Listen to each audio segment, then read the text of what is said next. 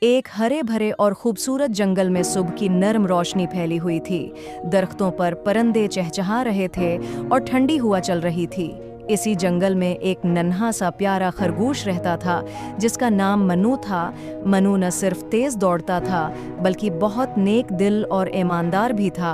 एक दिन मनु खुशी खुशी जंगल के रास्ते पर चल रहा था कि अचानक उसकी नज़र ज़मीन पर पड़ी हुई एक टोकरी पर पड़ी जो ताज़ा और रसीले फलों से भरी हुई थी। मनु पहले तो बहुत खुश हुआ, मगर फिर उसने सोचा कि ये टोकरी उसकी नहीं हो सकती। अगर मैं उसे ले लूं तो ये गलत होगा। चुनांचा उसने ईमानदारी का रास्ता चुना और फैसला किया कि वो इस टोकरी के असल मालिक को ज़रूर तलाश करेगा।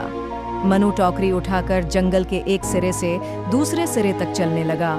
रास्ते में उसे रंग बरंगे फूल, ऊंचे दरख्त और खेलते हुए जानवर नजर आए। चलते चलते वो थक भी गया, मगर उसने हिम्मत न हारी।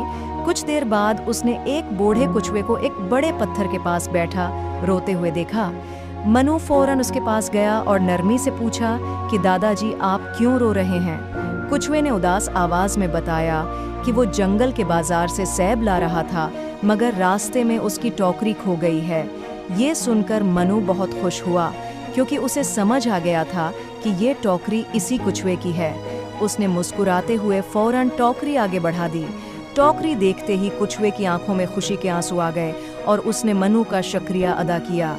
कछुए ने कहा कि बेटा तुम बहुत ईमानदार हो और ईमानदारी का फल हमेशा मीठा होता है।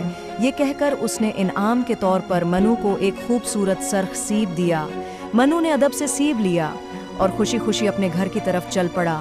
शाम के वक्त आसमान सुनहरी रंगों से भर गया और जंगल और भी खूबसूरत लगने लगा।